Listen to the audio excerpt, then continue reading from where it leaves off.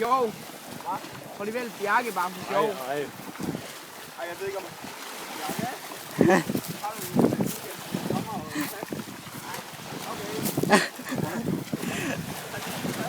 Nej. Den vil vælte, så vælte den selvfølgelig. Hvad? Den vil vælte, så er den på vej. Den der folk, ja, det er godt. Dem har vi allerede blevet overfældet. Vi overfælder dem. Spørgsmålet drejer ind, så det er også vores for enden, hvor det er. Ja, fuck det stil. Ja. Hvorfor sagde du ikke til de der ægtepar, at vi går i egenmændstræning, eller?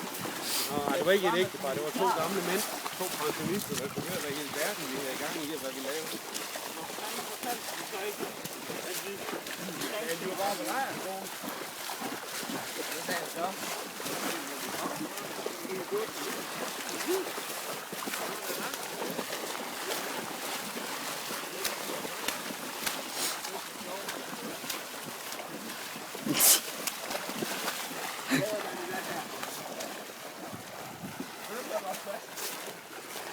Der var ikke noget værd, der går til nogle rådne tanker.